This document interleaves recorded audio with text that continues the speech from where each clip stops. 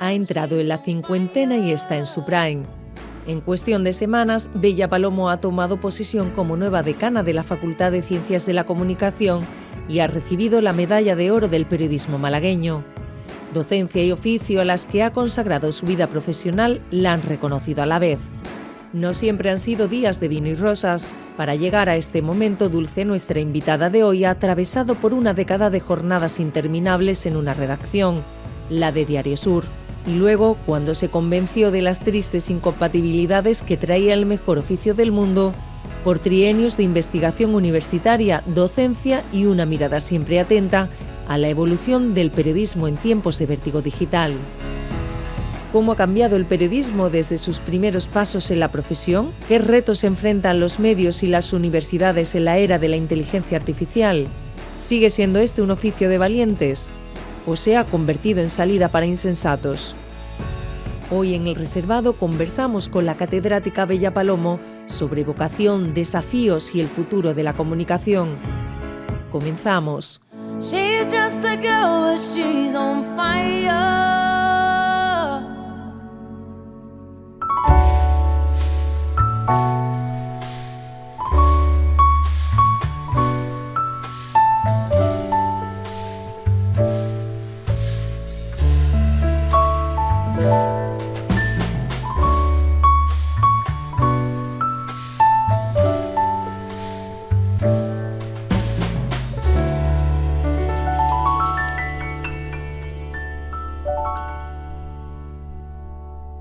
¿Qué tal, Bella? Muy bien, muchas gracias, Fernando, por la invitación. Encantado de que estés aquí. Flamante decana de la Facultad de Ciencias de la Comunicación, casi recién elegida. Bueno, lo de los adjetivos, yo me gusta pensar que simplemente soy decana y compañera. Vaya mesecitos que llevas, elegida decana en unas elecciones en las que has salido contrincante y también recién elegida medalla de honor de la Asociación de la Prensa Malagueña. Sí, la verdad que no puedo quejarme. Está empezando el 2025, creo que mejor que nunca. No sé a qué más puedo aspirar, pero que en apenas un mes haya tenido pues, ese apoyo tan masivo por parte de profesores, también por parte del alumnado, para convertirme en la nueva decana del centro, y que también por parte de la Asociación de la Prensa, donde sobre todo hay antiguos compañeros a los que sigo apreciando mucho dentro de la profesión, también hayan considerado que merecía la medalla este año, pues sin duda yo creo que es el momento profesional más dulce que estoy atravesando en mi vida. Porque en tu caso, Bella, se ha destacado mucho que eres la primera periodista que ha pasado por una redacción que lidera la Facultad de Ciencias de la Comunicación, que sabemos que no es solo periodismo, que también te tienes que encargar ahora de aquellos que quieren ser publicitarios o de aquellos que quieren estar haciendo ciencias audiovisuales. Pero eres la primera periodista de carrera, de oficio, que lidera la facultad. ¿Qué importancia tiene esto? Bueno, creo que soy la primera mujer periodista, pero el primer periodista creo que fue Bernardo Diagnosti, que él venía de la Escuela de Periodistas de Madrid y fue el primer decano, ¿no?, que tuvo el centro, ¿no? Entonces sí que a lo mejor por cuestión de género, sí que creo ser la primera además en Andalucía. Y la verdad es que me siento totalmente halagada, porque nunca me había propuesto, ni cuando era periodista ni cuando empecé mis pasos en la facultad como docente, que en algún momento pudiese alcanzar este puesto, ¿no? Pero yo creo que lo que hay detrás de él sobre todo es mucho afecto. Yo creo que he dado el paso, porque es un paso que exige mucho sacrificio personal, porque no hay horas. Yo hay veces que llego a la facultad a las 9 de la mañana y salgo a las 9:30 de la noche, a veces sin tiempo para comer. Pero por eso digo, yo creo que es el hecho de haberme formado ahí, de haberme forjado ahí, el sentirlo casi parte de mi ADN y sentir que puedo contribuir a que la situación pues, sea mejor, a que mis compañeros se sientan que están pues, en un centro de vanguardia, porque nosotros hemos sido durante muchos años un centro que se consideraba de élite dentro de España, pues entonces el marcarme esa meta de volver a conseguir estar en esos primeros puestos del ranking, yo creo que es un objetivo muy bonito y en el que, sabiendo que tengo tanto apoyo masivo de profesores y alumnos, estoy segura que lo vamos a conseguir.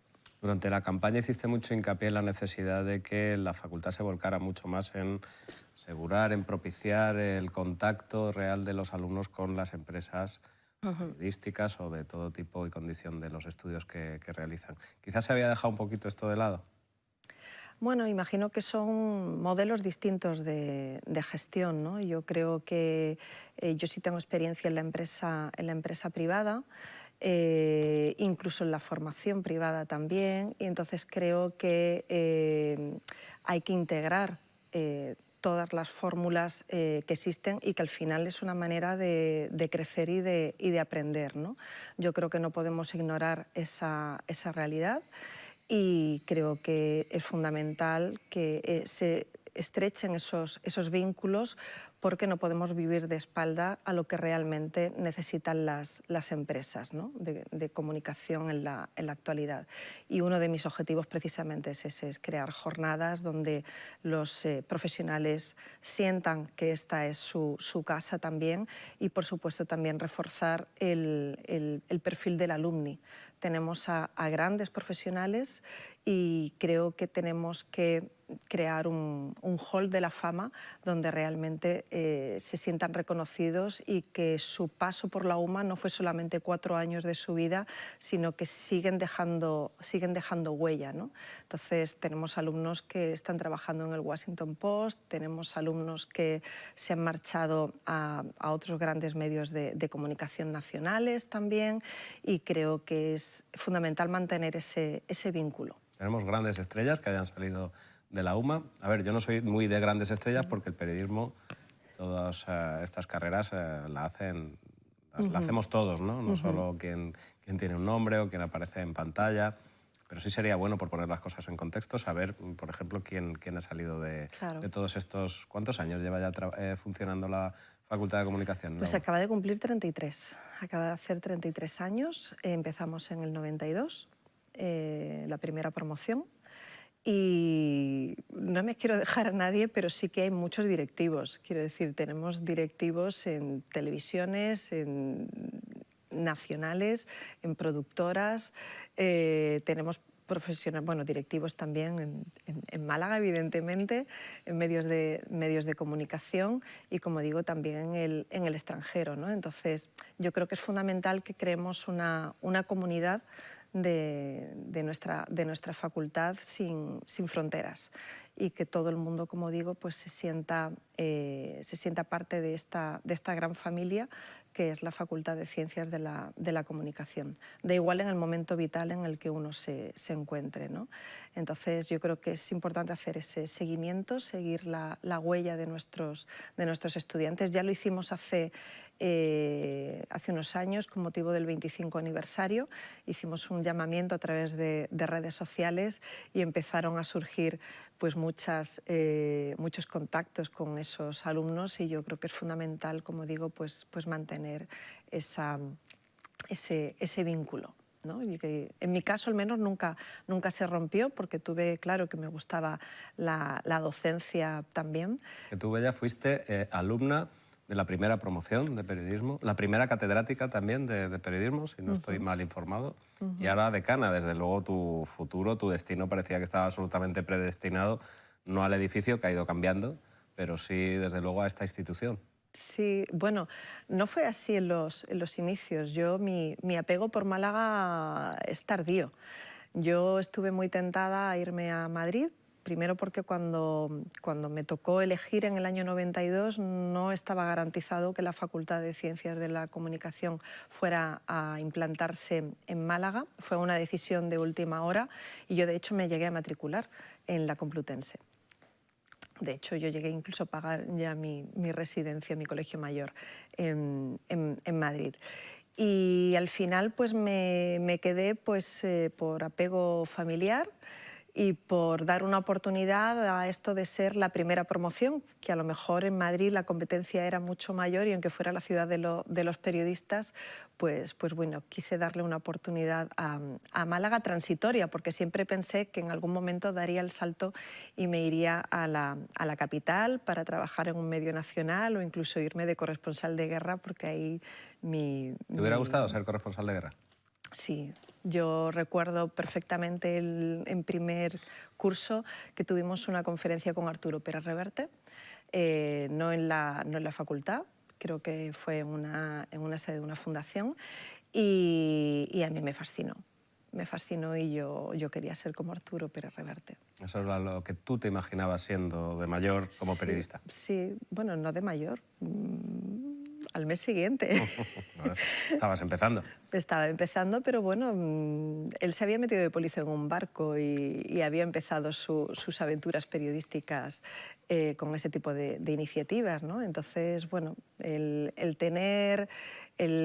creo que el ser una persona con iniciativa es algo que sí que me ha caracterizado desde que empecé la carrera, ¿no? ¿Echaste muchos currículos para hacer las prácticas, como siempre hemos hecho los periodistas? Sí, pero de hecho yo eché prácticas, como digo, desde primero. No estaba esperando los últimos cursos. ¿Dónde hiciste tus primeras prácticas? Mis primeras prácticas y mis únicas prácticas fueron en Diario Sur, pero yo también eché, por supuesto, a las televisiones nacionales.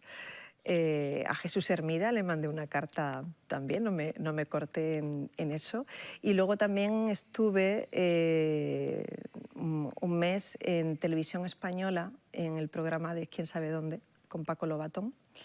Entonces también organicé con algunos compañeros de clase, nos íbamos todas las semanas a ese programa.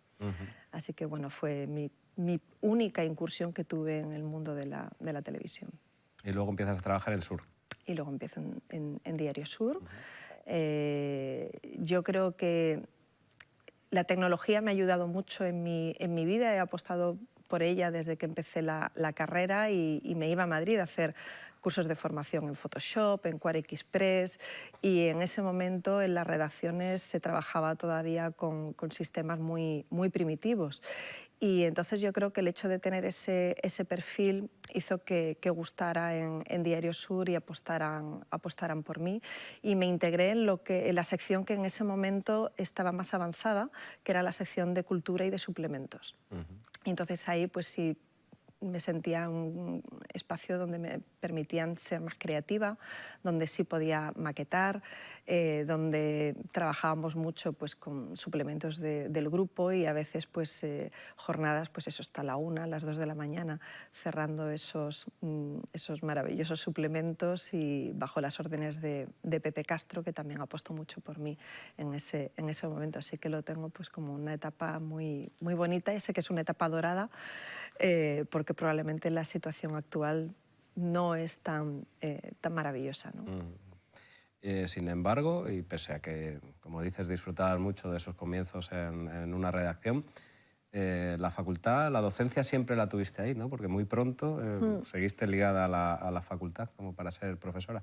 Sí, yo mantuve mi vínculo en Diario Sur, ya digo, en suplementos. De hecho, fui la responsable del Sur escolar durante casi 10 años. Pero en el 98 me presenté a una plaza en la Universidad de Málaga, no sé si también en el 97, pero no la obtuve, y eran plazas para sustituciones, entonces eran plazas de corto recorrido. Pero bueno... ¿Pero porque te gustaba enseñar o porque tú ya veías ahí la dificultad que tenía continuar en un trabajo tan exigente, tan de sol a sol como es el periodismo en un periódico? Bueno, porque quizá yo tengo un perfil en el que me ha resultado siempre difícil decir que no a las cosas. Entonces, yo fui ya también becaria de colaboración en el departamento, entonces ahí pues tuve cierta proximidad para ver un poco en qué consistía la carrera docente, y entonces era algo que también me apetecía, sobre todo no tanto por investigar, sino por dejar esa huella en las nuevas generaciones que iban viniendo, ¿no? y mantener a lo mejor esa ilusión que yo tenía en ellos. Y entonces me pareció interesante pues esa dualidad que pude mantener durante unos años de, por un lado, estar en Vocento, en Diario Sur, y por otro lado, compaginarlo con esa docencia. Llega un momento que eso ya es una locura, ¿no? Y estar en un periódico habitualmente es una locura. Sí, tener dos empleos. No, yo creo que lo conseguí durante tantos años porque mi novio en ese momento y actual marido vivía en Bilbao, entonces no tenía mucha vida personal y me dedicaba solamente a trabajar, ¿no?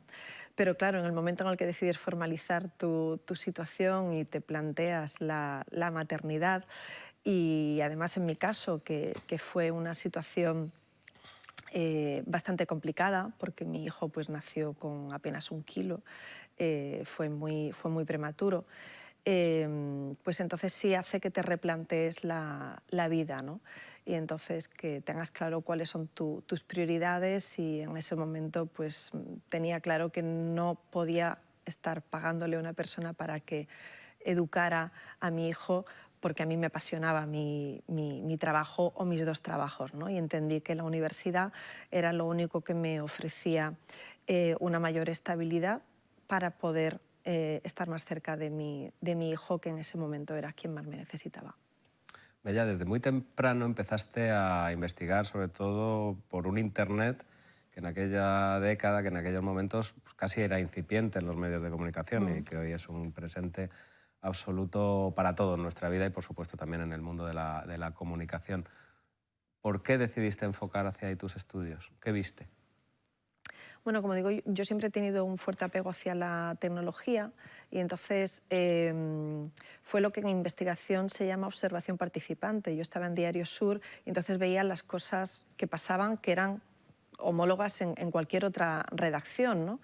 Entonces se veía pues, que esto de Internet era casi un privilegio, solamente los ordenadores de los redactores jefes o de los directores del medio eran los que podían tener ese acceso a Internet.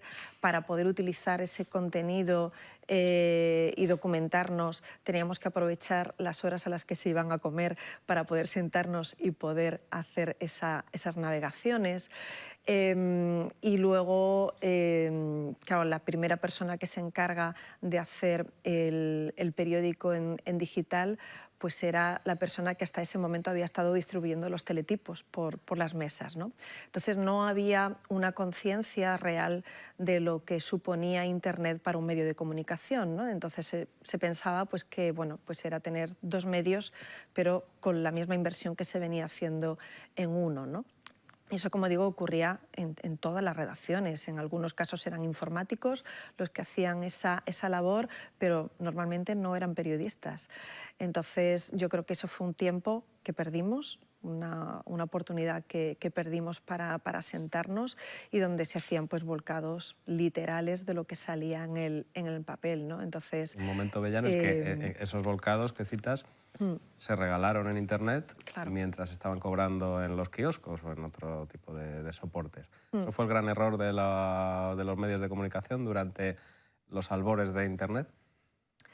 Bueno, digamos que ahora es fácil decir que fue un error, pero yo creo que también fue una decisión hasta cierto punto acertada, porque si nos ponemos en ese contexto, era un momento en el que no todo el mundo podía tener acceso a Internet en sus casas. Teníamos los famosos módem, donde tardaba todo en cargarse mucho. Entonces, si encima le incluíamos un pago, el aliciente para poder navegar por Internet, por esas páginas, era complicado, porque no teníamos tarifas planas como tenemos en la actualidad, ¿no? Entonces yo creo que quizá no el pago debía haber sido en el inicio de la implantación de Internet, pero a lo mejor sí que tardamos en apostar por esa opción. Porque al final lo que sí se creó, no sé si en ese momento o posterior o inmediatamente después, se crea la conciencia de que la información es gratis, de que producir información, que como sabemos es un producto muy caro de hacer, o por lo menos de hacer bien, es gratuito. Y ahora intenta cobrar por algo que te han dado gratis durante años. Esa ha sido la gran herida, no voy a decir de muerte, pero herida grave, que ha sufrido el periodismo, ¿no? Porque es muy difícil desaprender. Entonces, cuando generas una serie de hábitos, pues la gente se acostumbra. Y claro, la gran alternativa sigue existiendo porque aunque ahora muchos cobren, la gente tiene las redes sociales.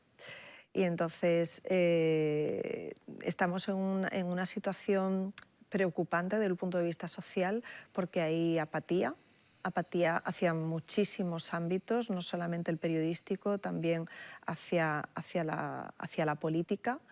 Y ese desarraigo, ese desapego, pues la gente está intentando compensarlo, cubrirlo simplemente con espacios como las redes sociales que sirven de válvula de escape, ¿no?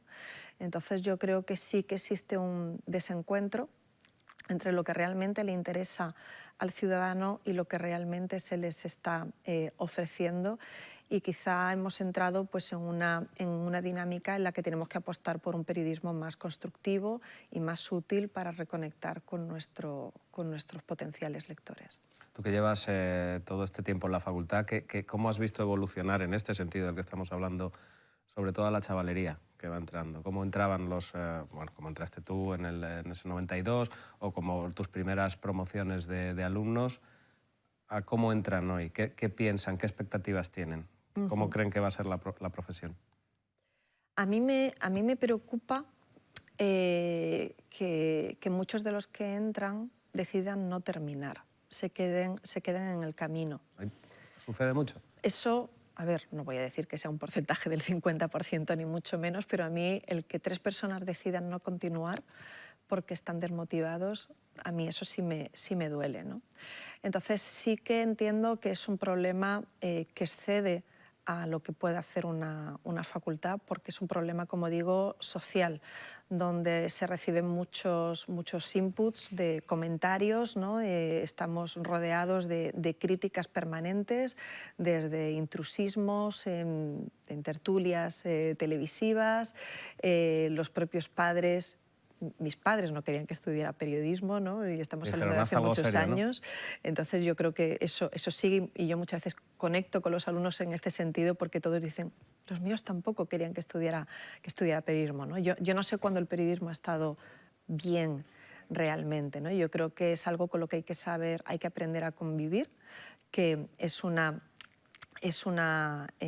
decisión que se adopta por vocación, porque no es una profesión fácil, no es una profesión cómoda, pero que si realmente demuestras que tienes las habilidades necesarias, se puede disfrutar mucho y puedes ser la persona más feliz del mundo. Y porque además siempre vamos a necesitar que nos cuenten las cosas, ¿no? Siempre vamos a necesitar grandes historias. Yo creo que es fundamental que pensemos también en formar mucho en cuestiones como ética, en momentos actuales, porque yo creo que estamos en un momento donde parece que todo vale, que no debe existir límites en nada. Y bueno, hay malas praxis, pues como los clickbait, por ejemplo, que nosotros intentamos insistir en que no deben cometerse, pero muchas veces los propios estudiantes nos dicen es que cuando llegamos a hacer unas prácticas es lo que se nos está pidiendo, ¿no? Entonces yo creo que estamos generando una generación de la confusión, ¿no? Porque por un lado están cómo se deben hacer las cosas correctamente y por otro lado a veces pues, las empresas están distorsionando esas buenas praxis y las están transformando pues, en lo que pueda generar pues, un pico de audiencia mayor, prometiendo algo que luego a lo mejor finalmente en el texto no aparece, ¿no? Entonces, ante esa dualidad yo creo que hay estudiantes que sí que lo pasan mal porque se sienten perdidos. Claro, no saben a quién deben agarrarse, ¿no? En ese momento. Claro, y es el círculo vicioso casi que reflejabas antes, ¿no? Es importante que haya medios de comunicación que hagan las cosas bien, pero para que existan estos medios de comunicación debe haber una sociedad que lo demande. Entonces, tan importante es que de tu facultad salgan esos periodistas con una ética, con una deontología, como que haya una audiencia que verdaderamente demande eso y no se conforme con el clickbait, con el titular de anzuelo o con lo que le cuentan ciertas redes sociales. la alfabetización mediática tan importante también, ¿no? La alfabetización es clave, pero la alfabetización no se alcanza cuando se llega a la universidad. Entonces, eso sí es algo que se deben generar políticas públicas para que los estudiantes no tengan solamente un tema dentro de la asignatura de lengua en algún momento de la primaria o de la secundaria, ¿no? Yo creo que solo la práctica constante es lo que puede provocar ese cambio de chip en la audiencia y esa necesidad de consumir noticias de calidad. Estamos hablando mucho de periodismo, sabemos que la Facultad de Ciencias de la Comunicación engloba más cosas, pero bueno, la verdad es que cuando se juntan dos periodistas es lo que termina ocurriendo. Y vamos a pensar, como tenemos que ir terminando esta entrevista, de que, como siempre, va a ganar el bien, ¿no? Y que estamos en ese proceso revolucionario de Internet, en esos albores también, y que al final el buen periodismo triunfará y la gente, las audiencias lo demandarán. Yo creo que sí, que hay una larga vida para nuestro periodismo y creo que tenemos sobre todo que apostar por la gran creatividad de la gente que llega. Esto que se oye de fondo es una canción que crearon precisamente mis estudiantes en la etapa de la campaña electoral y bueno, es prueba de esa capacidad creativa que hay y que yo creo que arrastra. Nos arrastra a todos, ¿no? Hemos querido ponértela para sorprenderte en este final de programa, para que recordaras esa campaña que sin duda sería muy, muy satisfactoria. Muchísimas gracias, Bella. Bella, ¿de dónde viene tu nombre, por cierto? Pues mi nombre era el nombre artístico de mi madre. ¿Qué me dices? Mi madre dices? era bailadora flamenco. Ajá. Bailadora de flamenco, estaba en el cuadro de flamenco de Chiquito de la Calzada. Fíjate. Y ella se llamaba Montserrat, pero en los carteles ponía Maribella. Muy bien. Pues Bella, nos despedimos ya. Muchísimas gracias por haber estado aquí. Ahora suena Celine Dion, que era la canción que realmente habías elegido tú para terminar. Estoy viva. Sí. Estás viva, el periodismo también tiene que estar vivo. El periodismo tiene que estar vivo y yo creo que por el momento tan dulce que estoy atravesando, además es el año en el que he cumplido 50 años, cuando a veces uno piensa que está en un momento en el que ya todo va hacia abajo y nada te va a salir bien, yo creo que todo lo contrario. Está ocurriendo todo lo contrario y creo que es importante y quería cerrar con esta canción por si de alguna manera puedo contagiar a todas esas mujeres que están ya en ese medio siglo cumplido y que la vida empieza ahora también. Pues con eso nos quedamos, Bella. Muchísimas gracias por tu participación hoy en El Reservado. Ha sido un placer tenerte por aquí. Lo mismo digo, muchas gracias por traerme a tu casa, la de los malagueños. Un placer.